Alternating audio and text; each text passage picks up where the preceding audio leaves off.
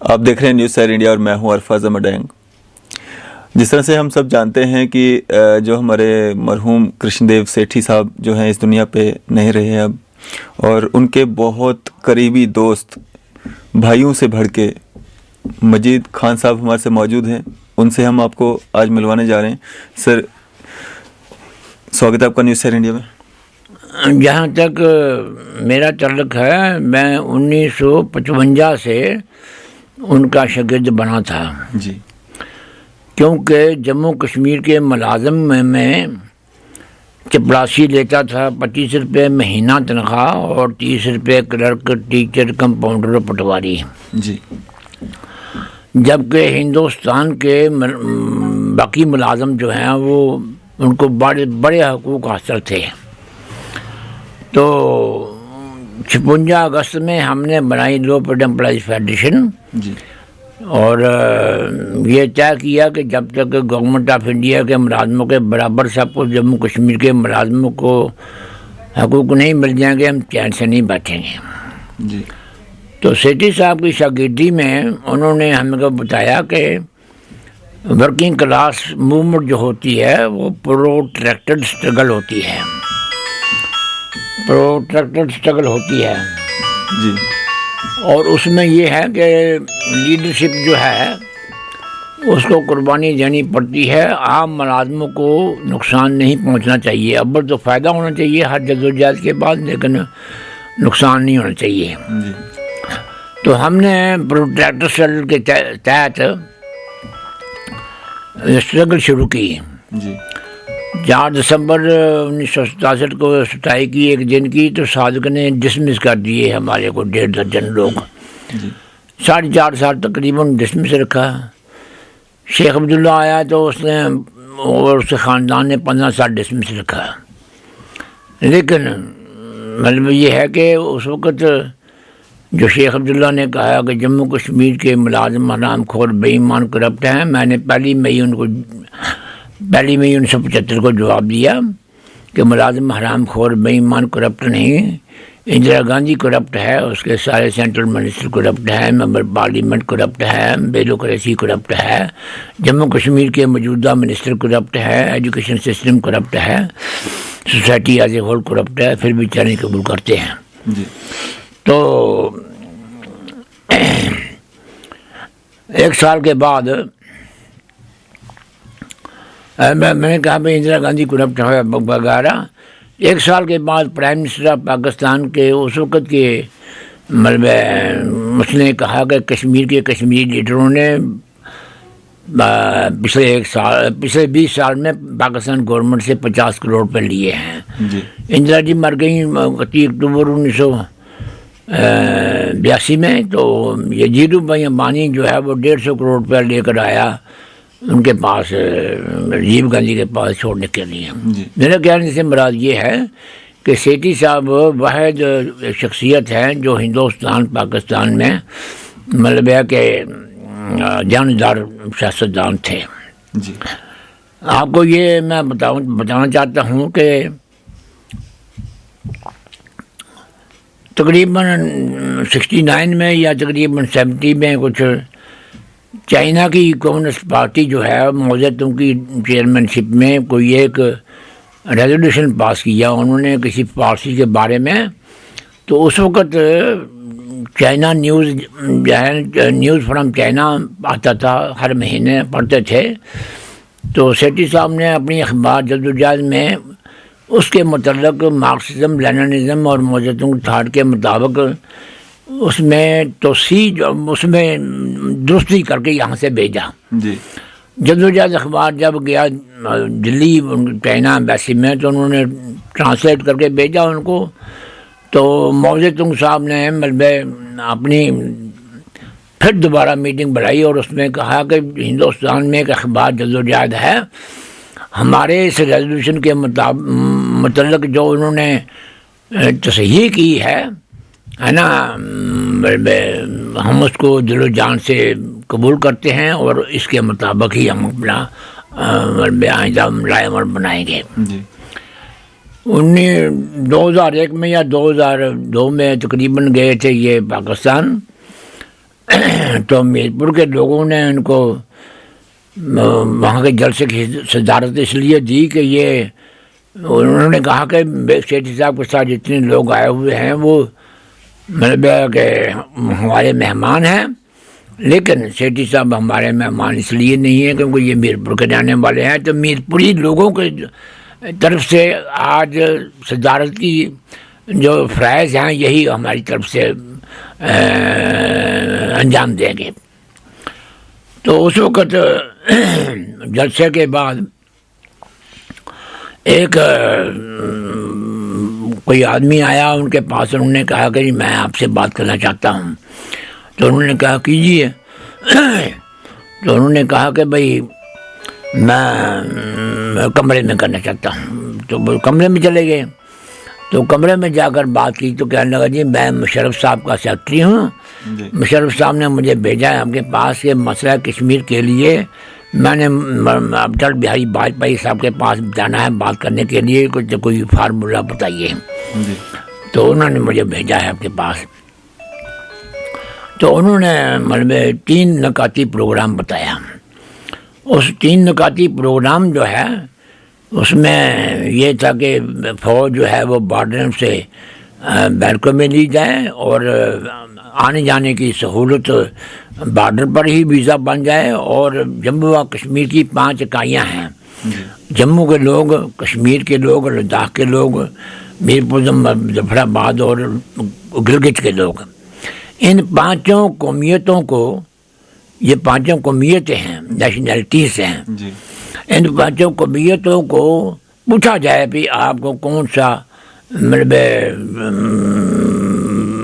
مسئلہ جو ہے وہ حل کرنے کے لیے ہمارے پاس یہ ثبوت ہے، کون جو بات ان کو قابل قبول ہو اس پر ہندوستان پاکستان جو ہے وہ دستخط کر دیں تاکہ قیامت امر رہے گا۔ تو سیٹھی صاحب کو صرف ریاستی، قومی اور بین الاقوامی مطلب سیاسیات پر بڑے عبور حاصل تھا۔ تو ہم نے ان کی رہنمائی میں مطلب پچھلے سمجھ لیجیے آپ 56 سے لے کر جدوجہد کر کے آج کلاس 4 جو ہے وہ 30-35 ہزار روپے لیتا ہے، تقریباً سارے حقوق جو ہیں وہ دلوا دیے۔ تو ٹیچر کلرک جو ہے وہ 40-45 ہزار روپے تنخواہ لیتا ہے۔ اس کے عوض میں مطلب ہے کہ گورنمنٹ صادق نے 4.5 سال ڈسمس رکھا، شیخ عبداللہ اور اس کے خاندان نے 15 سال ڈسمس رکھا۔ تو ہم نے ان سے جو سیکھا تھا ہم نے اس کے مطابق ایمانداری، وفاداری اور مطلب ہے کہ پورے خلوص کے ساتھ خدمت کی ہے کہ سارے ملازموں کو آج جو حقوق حاصل ہیں وہ ہماری جدوجہد کا ہی نتیجہ ہے۔ یہ ہم نے اپنا فرض نبھایا، اور وہ ہندوستان پاکستان میں اگر کوئی ایماندار سیاستدان تھے تو سیٹھی صاحب تھے۔ ہم نے ان کی شاگردی میں بہت کچھ حاصل کیا ہے۔ مجھے صاحب بات کریں گے آپ کا جو آپسی رشتہ تھا، آپ کا جو آپسی دوستی تھی وہ کس قدر تھی، اور کس طرح سے ایک دوسرے پہ جو ایک بلیو تھا، کس طرح کا ساتھ تھا آپ کا؟ عرض یہ ہے کہ مطلب ہے کہ قسمت مقدر کی بات ہوتی ہے، تو ہماری قسمت میں مقدر میں تھا ان کی شاگردی۔ تو ہم نے یہاں تک دوستی تھی کہ بھائی کیا بتائیں، اپنے مطلب رشتے داروں سے بھی اوپر سمجھتے تھے۔ اور یہ کہا کرتے تھے کہ مجید خان جو ہے وہ ہمارے جو بھی مطلب پروگرام ہوتے ہیں ان کو 100% اور لاگو کرتا ہے، لیکن اس میں یہ ہے کہ اپنے بھائیوں سے بھی زیادہ پیار کرتے تھے۔ مرزا صاحب، ہم نے یہاں تک سنا ہے کہ کرشن دیو سیٹھی صاحب جو ہیں اپنا اخبار بھی نکالتے تھے، اور اخبار پہلے آپ سے ملتے تھے وہ، اس کے بعد دوسرے دن اخبار نکالا کرتے تھے؟ نہیں، ملتے تھے، ملنے کے بعد اخبار نہیں، اخبار وہ خود ہی نکالتے تھے، ہے نا۔ صلاح مشورہ کرنے کے لیے آپ کے پاس آتے تھے؟ نہیں، ہم ہی ان کے پاس جاتے رہے ہیں، کیونکہ وہ بزرگ سیاستدان تھے نا۔ تو ان کا جو معیار تھا ان کا جو وقار تھا وہ اس قسم کا تھا کہ بڑے بڑے لوگ یہاں آتے تھے. میں آپ کو ایک بات بتاتا ہوں جی کہ بڑے ذکر کی باتیں ہوتی ہیں ہے نا. جی جی یہ سارے ویل بشین صاحب دوسرے تیسرے جتنے ہیں مفتی محمد سعید وغیرہ تو لوگ ان کے پاس جایا کرتے تھے. جی اللہ تعالیٰ نے مطلب رب نے قدرت نے ان کو ایسا بنایا تھا کہ بھئی سیاسی طور پر ان کا بڑا مطلب تھا بین الاقوامی انٹرنیشنل نیشنل پیمانے پر تو ہم ہی جایا کرتے تھے, وہ نہیں آیا کرتے تھے. جی تو جدوجہد اخبار انہوں نے 1969 میں شروع کی تھی. تو ہندوستان پاکستان سب جگہ جاتی رہی ہے. جی اور یہاں تک کہ بھئی انقلابی جدوجہد جو ہیں وہ ان کی بھی وہ رہنمائی کرتے تھے. جی اچھا تو مجھے صاحب ابھی کے دور میں آج کے دور میں کوئی اس طرح کا سیاستدان آپ کو دکھتا ہے؟ کوئی نظر مطلب دوڑائیں اگر آگے پیچھے ہم دیکھنے کی کوشش کریں, کوئی اس طرح کا سیاستدان دیکھنے کو ملتا ہے جس طرح سے جھوٹے وعدے جو ہیں عام جنتا کے ساتھ کیے جاتے ہیں, جھوٹے آشواسن لوگوں کو دیے جاتے ہیں کہ آپ کے ہم یہ کام کریں گے اور جیتنے کے بعد وہ سب ہوتا نہیں ہے؟ عرض یہ ہے کہ میں اس لیے اس بات کا جواب اس طریقے سے دوں گا کیونکہ موجودہ جو نظام حکومت ملک کا ہے وہ ان کی پالیسیوں کے بارے میں اگر کوئی مطلب ڈفرینٹ رائے پیش کرے تو وہ اس کو دیش دروہی قرار دیتے ہیں. جی اصل میں وجہ یہ ہے کہ ریاست ہندوستان جو ہے وہ اس کا پولیٹیکل کریکٹر اس وقت جو ہے وہ سیمی کلونیل کریکٹر بن گیا ہے. جی سیمی کلونیل کریکٹر سے بنیاد یہ ہے کہ دیکھنے کو حکمران دکھائی دیں گے ہندوستان کے رہنے والے, لیکن وہ حکم جو ہے وہ کہیں سپر پاور کا مانیں گے. تو لہذا مطلب ہے کہ ملک ہندوستان کو 1990 کے بعد امریکن سامراج نے مطلب ہے کہ کہا کہ آپ میری FDI کو 26% چھوٹ دے دیں, انہوں نے دے دی. پھر 49% چھوٹ دے دی, پھر وہ بھی دے دی. آج ساری صورتحال جو ہے وہ یہ ہے کہ ہمارا ملک جو ہے وہ سیمی کلونیل کنٹری بن گیا ہے. جی سمجھے نا. یہاں تک دیکھ لیجئے میرے پاس 28 تاریخ کا ہند سماچار پڑا ہے. 70 سال کے بعد کسانوں کی آمدنی میں تباہی بربادی کرنے کے لیے جو 3 ایگریکلچر لا جو ہیں بنائے ہیں, کروڑوں کسان کو مطلب کر رہے ہیں ایجیٹیشن. لیکن مطلب موجودہ گورنمنٹ جو ہے وہ کہتی ہے نہیں جی اس سے ان کو فائدہ ہوگا. لیکن ہندوستان کی اخباروں نے لکھا تھا کہ یہ اڈانی اور امبانی کے حق میں بنایا گیا ہے قانون جو ہے. تو 28 تاریخ کی جو سماچار میں آیا ہے کہ انٹرنیشنل مانیٹری فنڈ نے بھی یہی کچھ کہا ہے گورنمنٹ آف انڈیا کی حمایت میں کہ اس سے کسانوں کو فائدہ ہوگا, جبکہ کسان جو ہیں وہ کہتے ہیں کہ ہمارا بیڑا گرک ہو گیا ہے. سمجھے نا آپ. تو جہاں تک تعلق ہے پالیسیوں کا تعلق ہے, میرے اقتصادی طور پر پچھلے کچھ دنوں میں ٹائمز آف انڈیا میں آیا تھا کہ سال 2021-22 کا جو حکومت چلانے کے لیے مالی ضرورت ہوگی اس کے لیے 11.3 لاکھ کروڑ روپیہ جو ہے ان کو قرض لینا پڑے گا. تو پھر ایک اور بات آئی تھی ٹائمز آف انڈیا میں ہی کہ ہر 7 آدمی کے بعد ایک آدمی جو ہے وہ بے روزگار ہو گیا ہے. تو لہٰذا صورتحال جو ہے وہ ملکی پیمانے پر FDI جو ہے اس کو سب کچھ دے دیا ہے, اپنے پاس کچھ رکھا نہیں. مطلب تو صورتحال جو ہے وہ بڑا تباہ کن حالت ہے. مطلب سمجھ لیجیے نا, کیونکہ جس وقت موجودہ 2014 میں تبدیلی سیاسی آئی تو مجھے جہاں میرا بیٹھنا اٹھنا ہے, جہاں سیاسی طور پر بات چیت ہوتی ہے, انہوں نے پوچھا, میں نے کہا بھائی ہم کسی پولیٹیکل پارٹی کے خلاف نہیں, نہ کسی کے پالتو ہیں, البتہ پالیسیوں کی بنیاد پر بات کرتے ہیں. تو جب 15 اگست کو پالیسیاں بنائی گئیں تو میں نے ان لوگوں کو کہا کہ میں نے کہا بھائی شیو جی مہاراج جی کی بھکتی کرنے والے کو شیو جی مہاراج نے پوچھا کہ بھائی بتاؤ کیا چاہتے ہو، تم بڑے خوش ہو گئے، تو انہوں نے کہا جی میں جس کے سر پر ہاتھ رکھوں پسم ہو جائے. جی تو انہوں نے کہا تتھاستو.